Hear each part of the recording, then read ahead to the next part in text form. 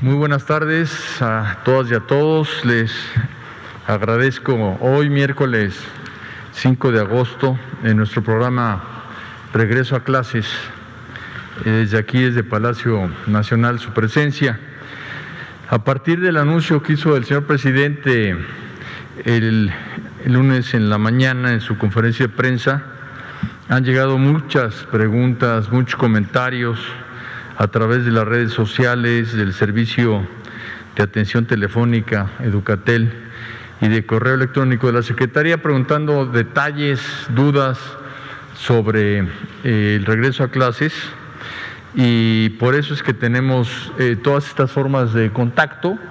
De ahí aparece en su pantalla nuestra página, nuestros teléfonos, nuestros correos electrónicos, red social, para que puedan usar el que más les acomode y contactarse con nosotros. De antemano les doy las gracias por su participación, porque al día de hoy hemos recibido en Educatel por teléfono 1,655 consultas, en correo electrónico 2,748 y en redes sociales 16,351. Si ustedes consultan las redes sociales, verán cómo muchísimas preguntas ya están contestadas, porque buscamos dar una respuesta inmediata. Para eso estamos aquí, para informar, para resolver dudas. Y como todos ustedes saben, todos los días, incluyendo sábados y domingos, estaremos a las 5 de la tarde respondiendo las preguntas e informando de aquí al día 23, para que el 24, que es el día del inicio de nuestro ciclo escolar 2021, estemos todos totalmente informados. El día de hoy vamos a abordar un tema muy importante. Nos han preguntado mucho en nuestras redes, en teléfono, sobre el calendario escolar. O sea, iniciamos el día 24 de agosto, pero ¿qué es lo que sigue? Para ello me acompaña el secretario de Turismo, a quien le agradecemos enormemente su presencia, Miguel Torruco Márquez. Él pues también quiso estar aquí con nosotros por el enorme impacto que tiene este calendario en el sector turístico. Y como todos los días, el titular de la Unidad de Asuntos Jurídicos y Transparencia, Enrique Quirós Acosta. Vamos a empezar respondiendo algunas preguntas. Estamos juntando las preguntas que más se reiteran, y la primera es si hay diálogo con los sindicatos magisteriales para el inicio del ciclo escolar 2020-21. Yo le pediría a Enrique Quirós que nos conteste esa pregunta, si es tan amable, Enrique. Con todo gusto, con su venia, señor secretario.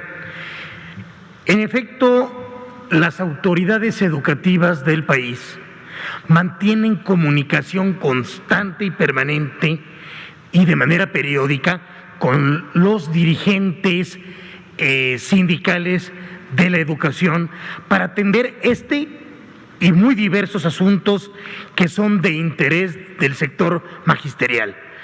En este caso en particular, en efecto, se ha tenido este contacto, y hoy mismo las altas autoridades de la Secretaría, encabezadas por el señor secretario Moctezuma Barragán, tuvieron varios contactos con varios de los dirigentes sobre este y otros temas. Esa sería la respuesta, señor secretario. Muchas gracias. Una segunda pregunta que nos hacen mucho en nuestras redes es si las escuelas particulares se van a sumar a esta estrategia de inicio de trabajo el 24 de agosto. También le pediríamos a Enrique su comentario. Con todo gusto, señor.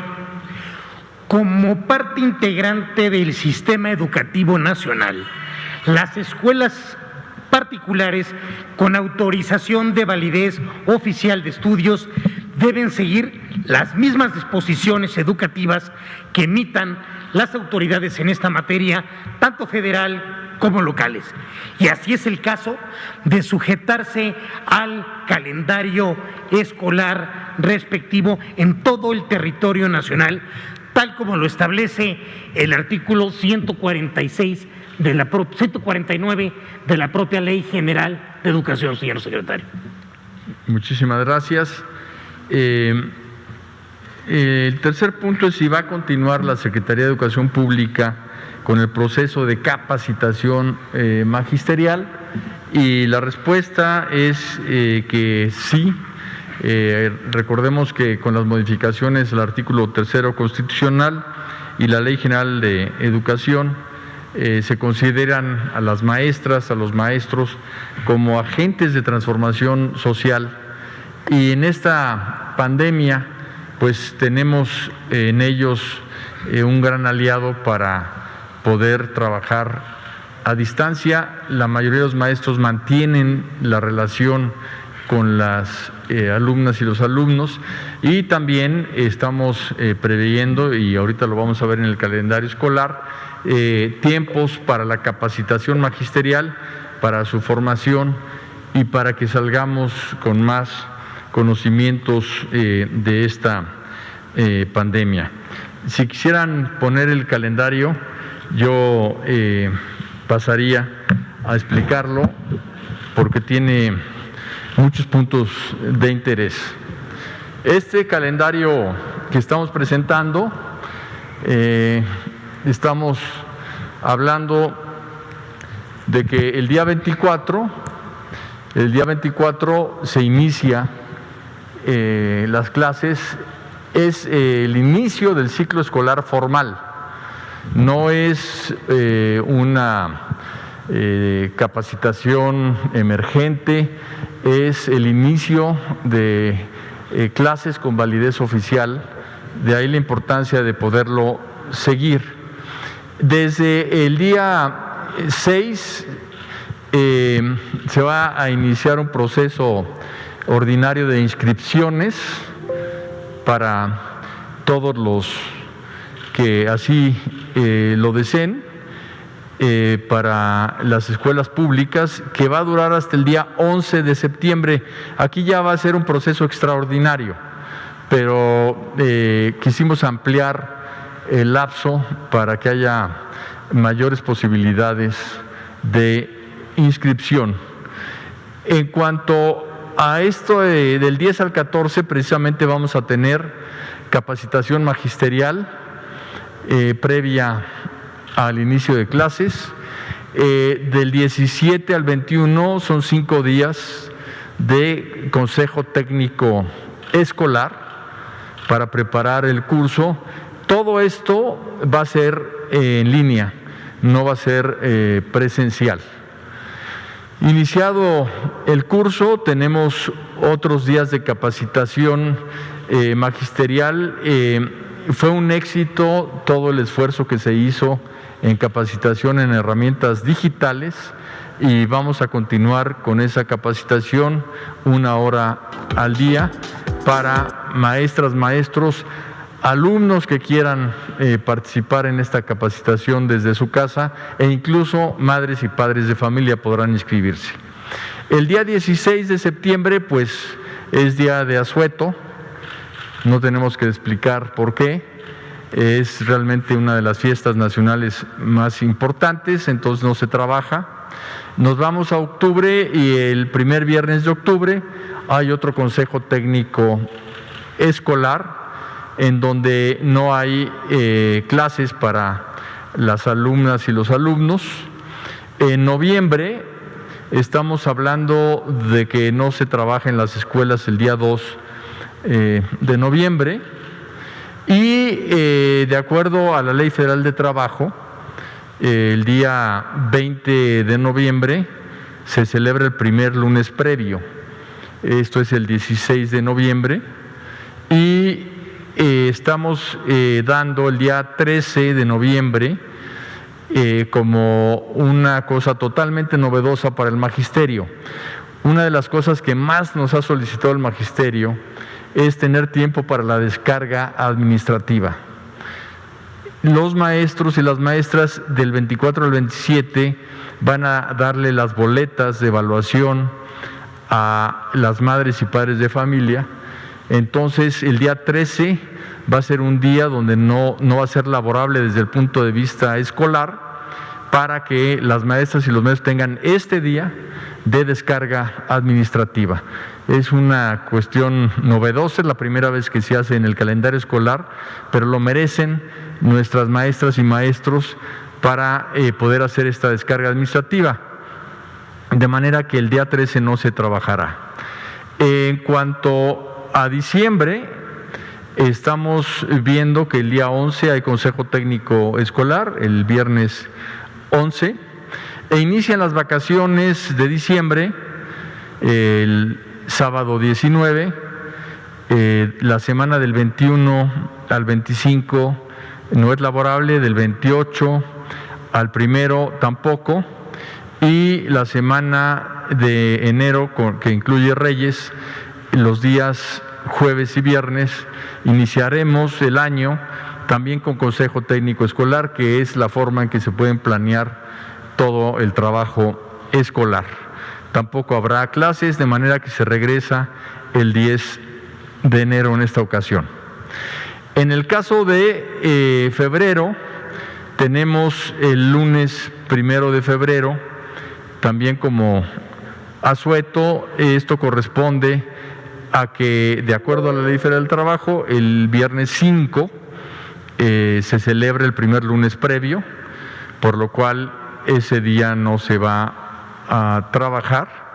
Y el día 19 de febrero tenemos de nuevo Consejo Técnico Escolar. Si nos vamos a marzo, en marzo podemos observar que a finales de marzo tenemos también entrega de boletas de evaluación, por lo cual le estamos dando al magisterio la oportunidad de trabajar en descarga administrativa el viernes 12 de marzo. El día 15 de marzo es día de asueto obligatorio, porque de acuerdo de nuevo a la ley, el día 21 de marzo se celebra el lunes previo, que es el día 15. De ahí nos vamos a las vacaciones de Semana Santa y Pascua, que son esta semana del 29 al 2, del 5 al 9, y tenemos Consejo Técnico Escolar el día 12 de abril, de manera que se regresa el día 13. Y en mayo, el 5 de mayo no se trabaja, y tenemos Consejo Técnico Escolar el 21 de mayo.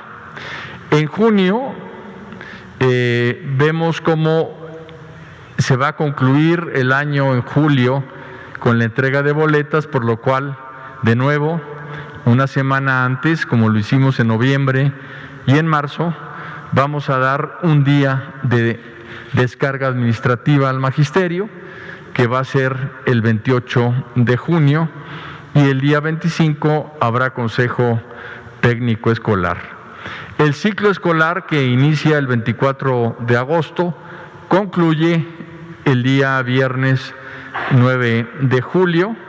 La semana siguiente habrá 2 días de descarga administrativa e iniciarán las vacaciones de verano. Este es el calendario escolar que regirá a la educación pública y privada en México, y pues creemos que es una gran noticia para el magisterio el hecho de tener estos días previos a la entrega de boletas con la descarga administrativa, para que puedan hacer su trabajo y para que tengan respuesta a una demanda que hemos escuchado desde que empezamos los foros de consulta ya en el 2018, que fuimos por todo el país escuchando a maestras y maestros, y era una demanda reiterada que pues hemos empezado de manera muy clara a atender con este cambio en el calendario escolar.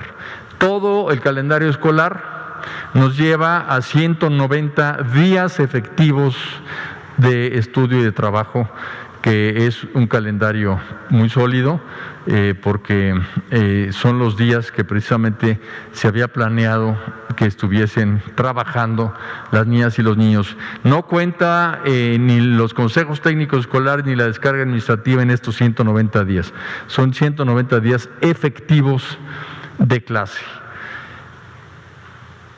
El calendario sin duda afecta de manera directa la vida de las familias, la planeación del año, por eso es que lo estamos dando a conocer, y el señor secretario ahora nos hará todas las consideraciones que dentro de su sector existen sobre este calendario. Muchas gracias. Muchas gracias, estimado secretario de Educación Pública Esteban Moctezuma. También saludo a Enrique Quirós, a los dos subsecretarios que nos acompañan de la Secretaría de Turismo, a ustedes, amigos de los medios de comunicación. Efectivamente, en primer lugar, quiero agradecer y reconocer al secretario de Educación su enorme disposición para poder adaptar también el calendario, beneficiando también a la población a través del derecho y la recreación. Lo que les quiero comentar, que aprovechando pues este calendario escolar, aprovechando también el Consejo Técnico Escolar que en materia de innovación pone en marcha el secretario, y también lo que ello propicia, pues mayor oportunidad de convivencia familiar, se vincula siempre a la actividad turística. Por tal motivo, quiero comentarles que la presentación son dos prácticamente páginas. En la primera voy a hablarles de los fines de semana largo y periodo vacacional, lo que es ocupación, derrama y también número de turistas que se pueden desplazar. Para ello se vio tres escenarios, porque estamos viviendo tiempos diferentes.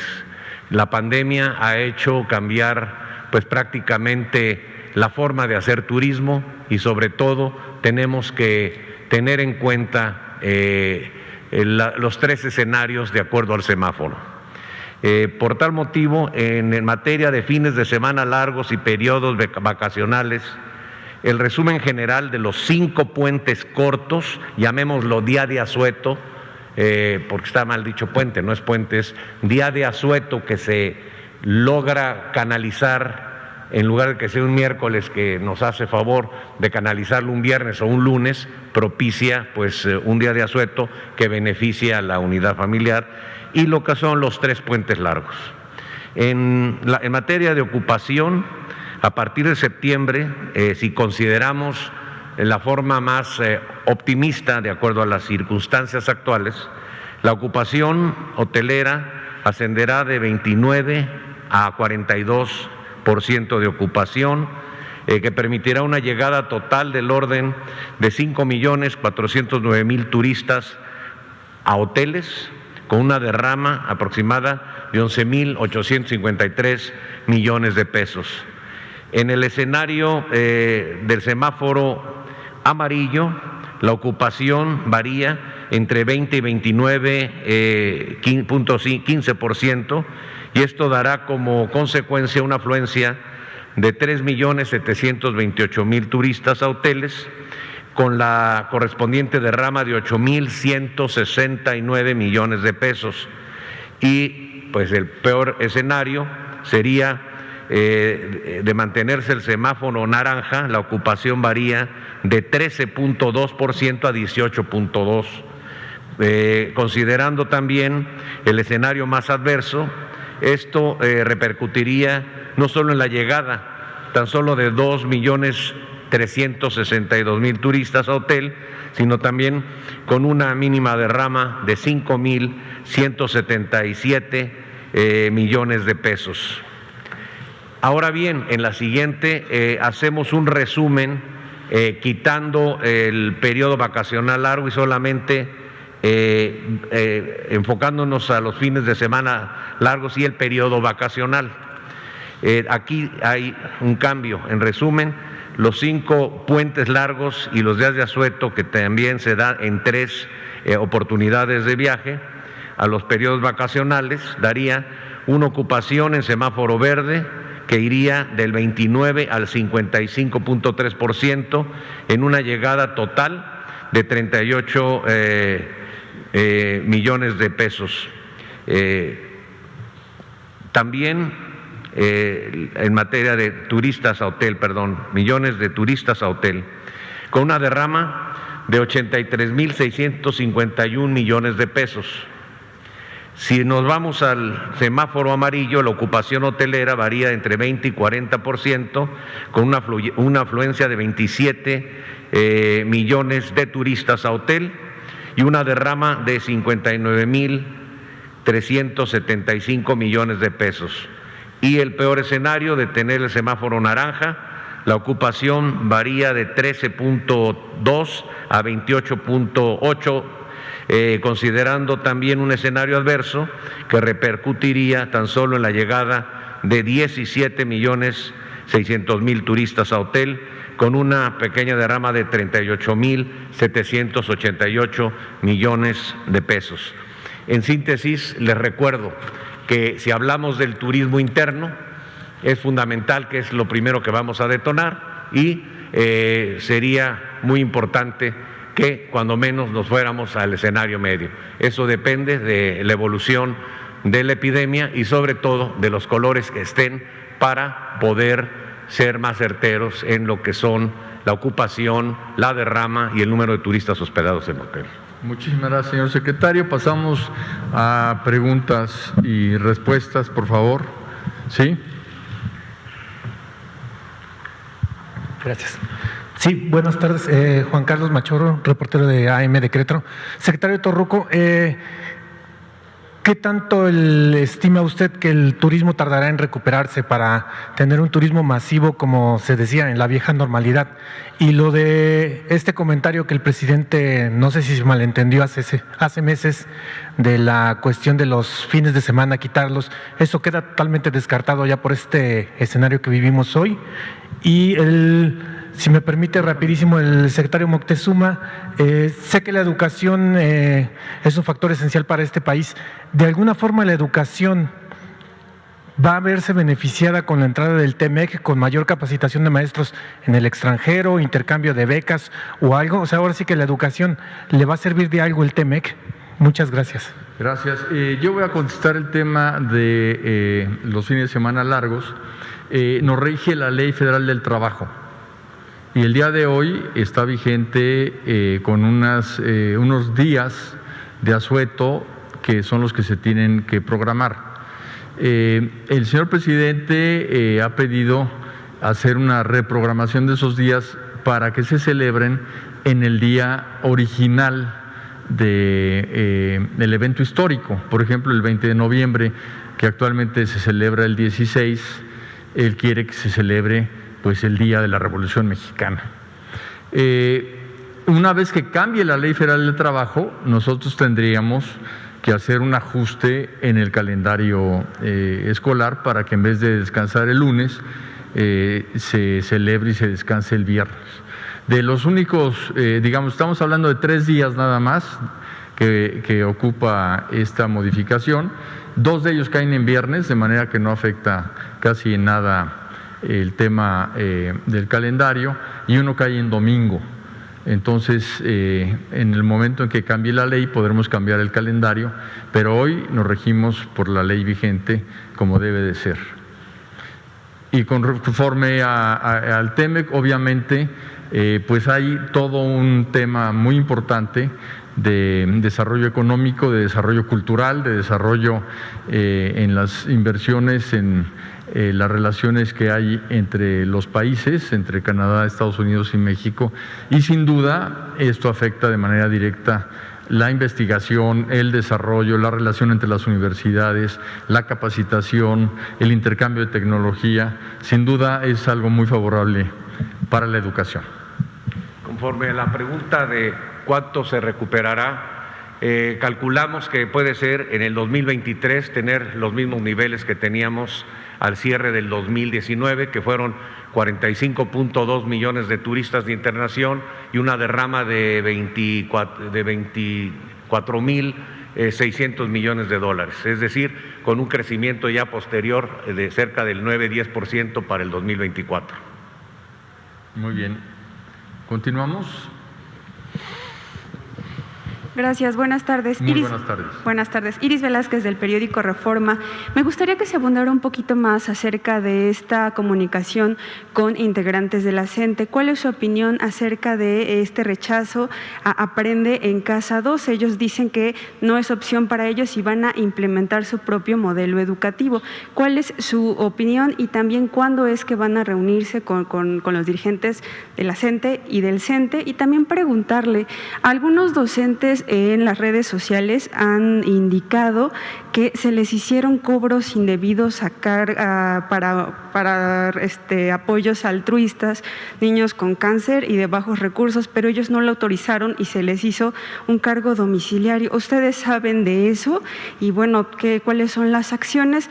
Finalmente, la última pregunta es, ¿quiénes o cómo se escogieron a los maestros que van a aparecer en la televisión? ¿Se revisaron currículums, etcétera? Gracias. Muy bien. Les pediría que hiciéramos una sola pregunta para que más reporteras y reporteros pudieran trabajar en su difusión. La primera consideración que hace, hay muchas corrientes sindicales. El día de hoy estuvimos trabajando precisamente con dos de las cabezas y líderes de secciones de la CENTE, al preguntarles sobre lo que había yo leído en algún periódico, me dijeron que pues ellos estaban totalmente dispuestos a trabajar con nosotros, que lo que buscaban siempre, y eso está garantizado, es que los contenidos, la Rectoría del Estado, la Rectoría de la SEP en materia de contenidos, los hiciera siempre la Secretaría de Educación Pública, y las televisoras y radiodifusoras que nos ayudasen, pues fueran simplemente quienes difundieran nuestros contenidos, cosa que así está totalmente planteado el programa de regreso a clases, por lo que no veo conflicto alguno y seguiremos trabajando. Además, incluso se decía que ellos habían propuesto trabajar en radio. En efecto, vamos a trabajar en la radio y sobre todo en zonas indígenas, y nos están ayudando incluso con traductores para tener completas las 22 lenguas indígenas con las que vamos a trabajar. Hay pues mucha unidad en el sector educativo alrededor de la pues soluciones a lo que nos plantea la pandemia, y afortunadamente así es. La segunda pregunta, perdón, ¿me la recuerdas? Le decía que en redes sociales, maestros… Sí, no conozco el tema, no nos ha llegado a nosotros la queja, pero quisiéramos que nos llegara, o sea, en estos teléfonos y redes que acabamos de señalar, que son las de la Secretaría, si nos están escuchando o si ustedes les pueden dar el dato, nos interesa que nos digan en dónde fue esto, que nos den todos los datos, porque hay muchas formas de pagar y una de las formas de pagar es estatal. Nosotros pagamos el Magisterio Federal a través del FONE, en donde jamás se ha hecho descuento alguno indebido, y si hay algún descuento indebido, que por favor nos lo hagan saber para investigar a fondo sobre el tema. Y el tercer punto es que se hizo un estudio sobre quiénes eran las maestras y los maestros más prestigiados, más reconocidos en la Ciudad de México, porque se tienen que trasladar todos los días a grabar, y de ahí fue donde salieron las maestras y los maestros que van a apoyarnos en Aprende en Casa 2 para el regreso a clases. me están sacando un letrerito de que ya terminamos.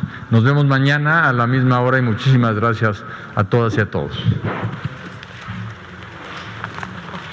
Muchas gracias.